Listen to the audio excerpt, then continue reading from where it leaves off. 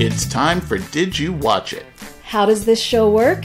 We watch what we like, we talk about what we watch, and maybe you'll like what you hear. I'm Liz. And I'm Neil. Last night, we watched episode 1 of The Bachelor season 19. The show aired on Monday, January 5th, 2015. Here's what we thought about it.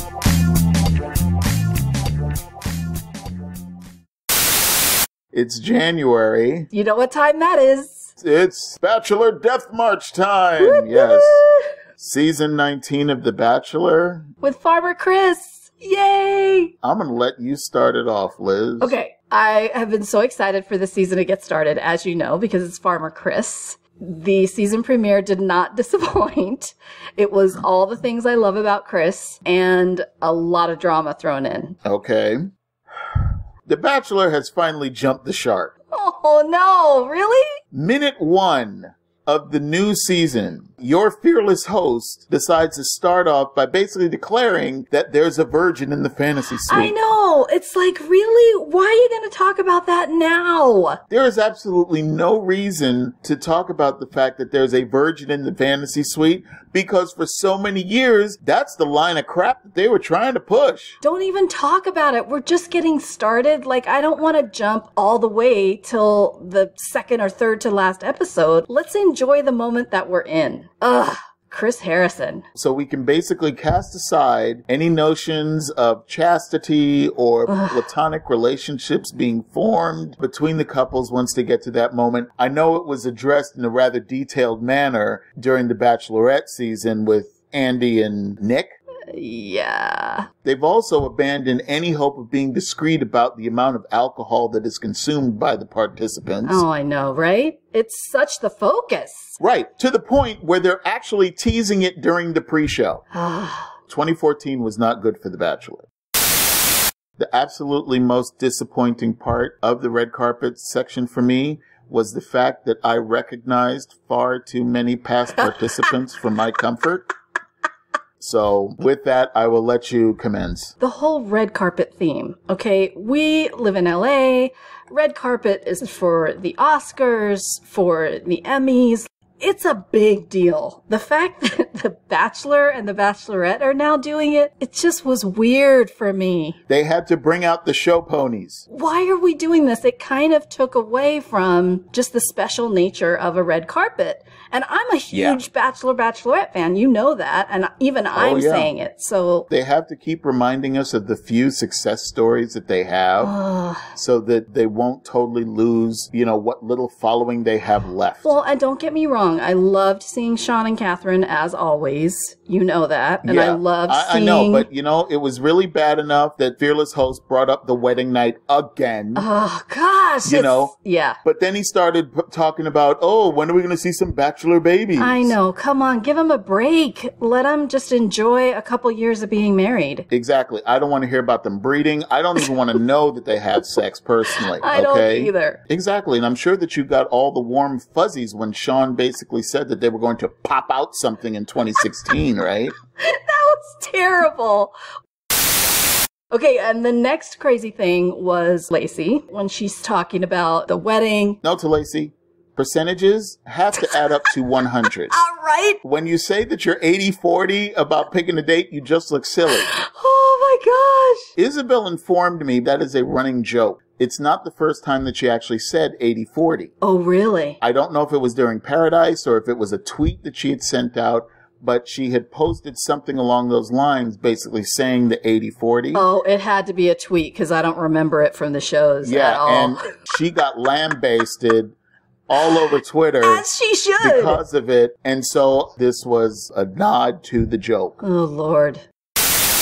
And then we see Andy and Josh, of course. Oh, boy. Josh was wishing he was somewhere else. Yeah, you could see it all over his face. Andy's dress was a little weird. She is desperate to make this acting thing work. Well, she was so effusive. Is that a word? Effusive? She was so... Effusive, yeah. You know, just, it was over the top for me. And I thought even she looked like it was fake.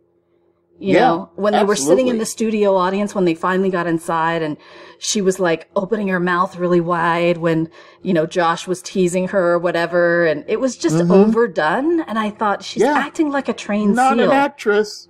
Not an actress.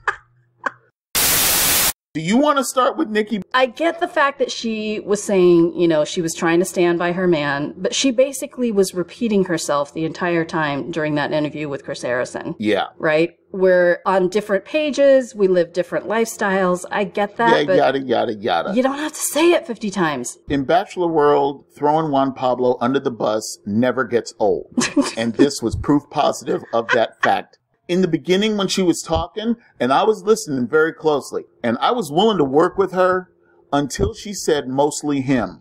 Well, and then I said, yeah, that's when she lost me. All right? I just wasn't sure what she was going to say. And so I was kind of waiting for the official line because, you know, I watched the couples therapy show that they did. Yes, so did my brother. I watched the whole thing. And so I kind of was waiting to see how she would spin it and what she would say. And of course, she didn't disappoint. How did she come off looking at couples therapy and how they did their... terribly. She was basically the villain of the house. Okay. Like, nobody liked her. Everybody thought she was a spoiled brat. There you go. She just really came off like very whiny, very... Yeah, it was not good. Yeah, my brother watched couples therapy as well. Oh, what did he say? And he didn't see The Bachelor. He didn't see last season of The Bachelor because he does not watch The Bachelor because he's the smart one in the family. Anyway, he said, yeah, man, I saw your boy Juan Pablo on couples therapy and I don't know what the problem is. It's like, he ain't that bad.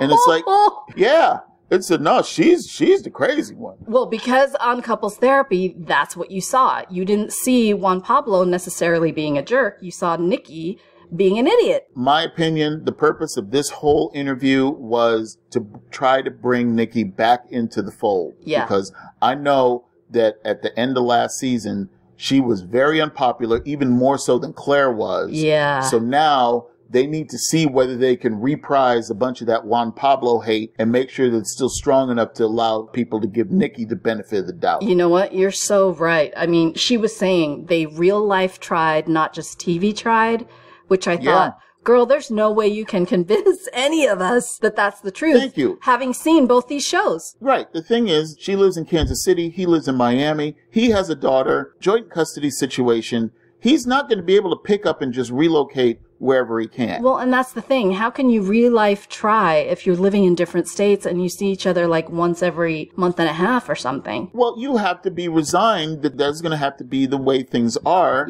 for the foreseeable future unless something dramatic changes. And obviously, Nikki didn't like the way she was being represented on couples therapy, so she's got to find work back at the Bachelor compound. Or the producers didn't like the way she came off. The producers didn't give a crap because they spent so much time focusing on Juan Pablo and still talking about him a year later. Yeah, it's They're still dogging the boy.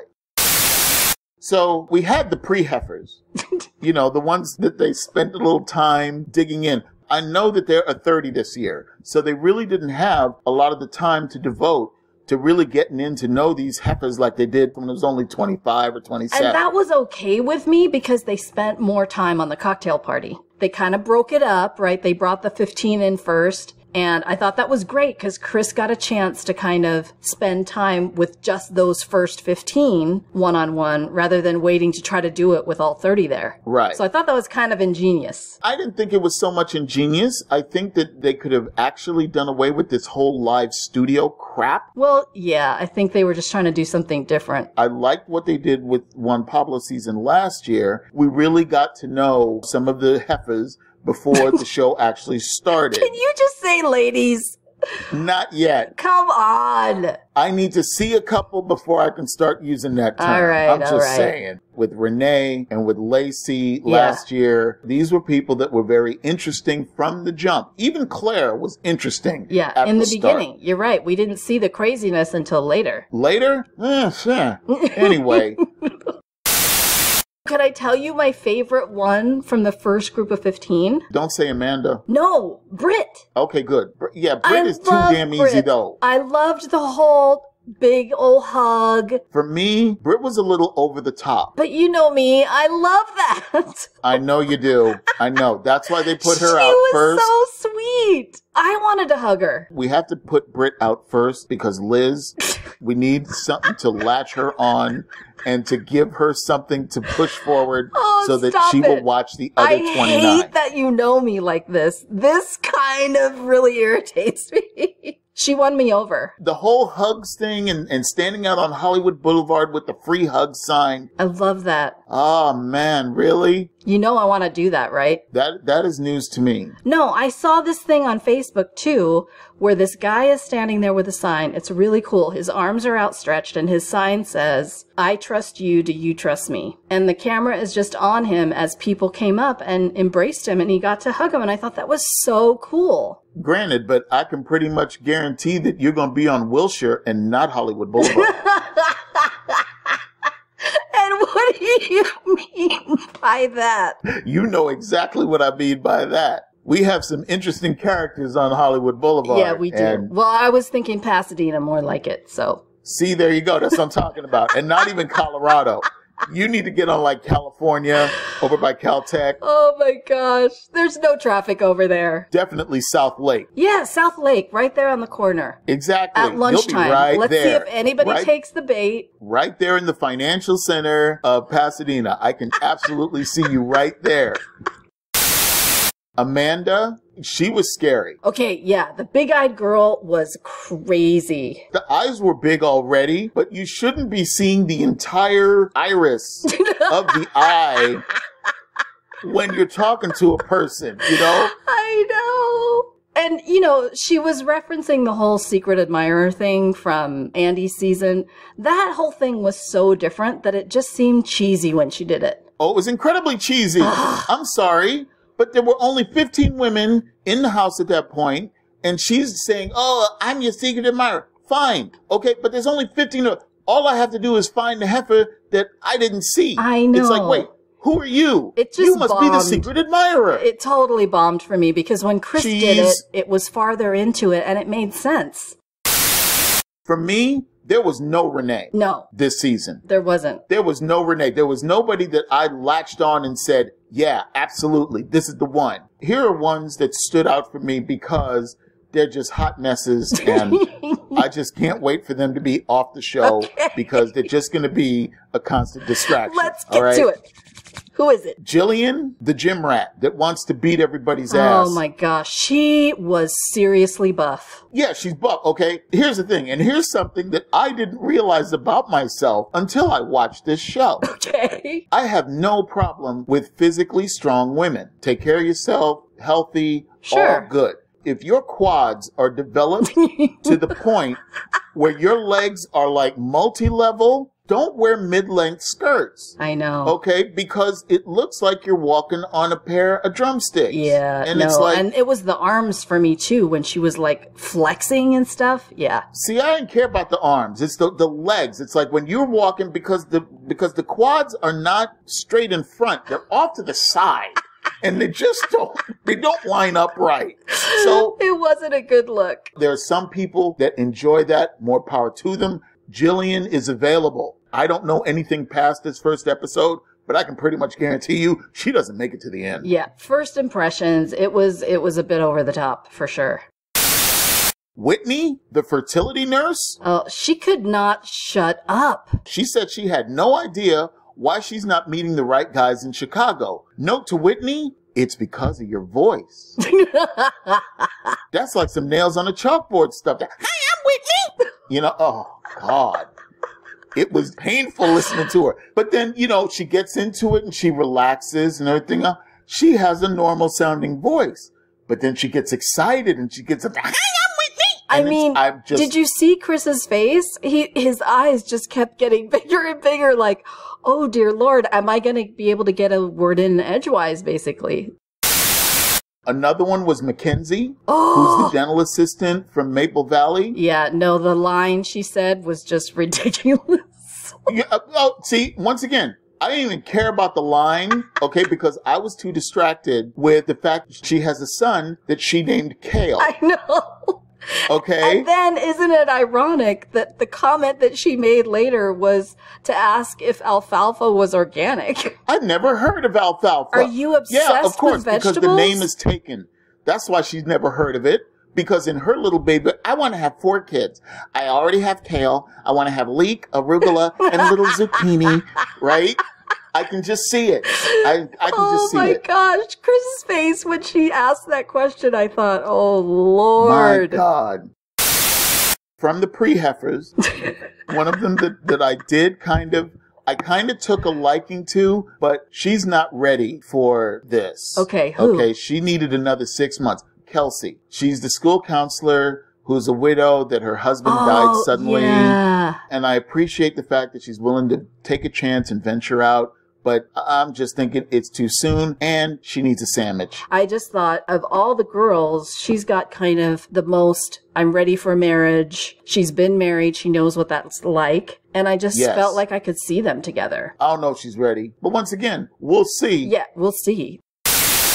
Caitlin, the dance instructor. Oh my God. gosh, right? Oh, I have a long note to Caitlin. Give it to us. Caitlin, I don't hide my feelings about The Bachelor. Anyone who has listened to anything that we've done over the last year, whenever The Bachelor is mentioned, disdain is soon to follow, okay? Yes. All of that being said, your statement about how Chris could plow the fuck out of your fields anytime he wanted, to me, that was excessive, even for The Bachelor. For Chris, he didn't even know how to respond. Like, you caught me off guard with that one. And then she takes her hand and she kind of like pulls this hair out of his goatee. She's like, who is she? It's so terrible.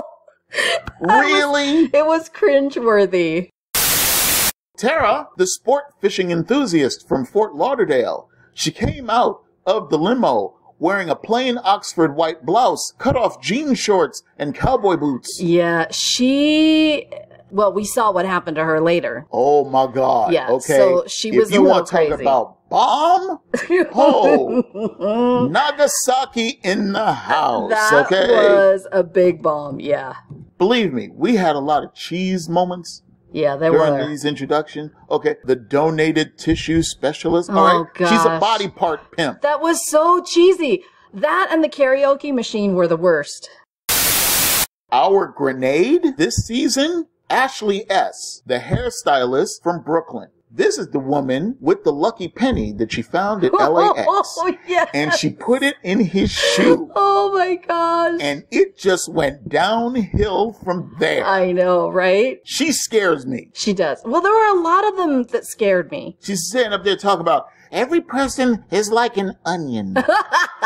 When you cut them I know, and you peel right? them back layer by layer, it's Silence of the Heifers. She's looking around and she pulls this flower and she goes up to Chris, and I don't know who she was that he was talking to. He was talking to that girl who was the wrestler. Brittany or whatever her name is. I don't know. The crazy outfit. I was like, girl, what are you wearing? She's like, okay, see, I'm going to give you this rose. I don't think it was a rose. No, it was something else. It was yellow. It was not rose. But now I want my time, you know. Which I get it when the girls say that, but it was too drunk and too over the top. So as she's leaving, Chris stands up too. And she said, no, Chris, you don't have to get up. Oh, hell yes, he does have to get up.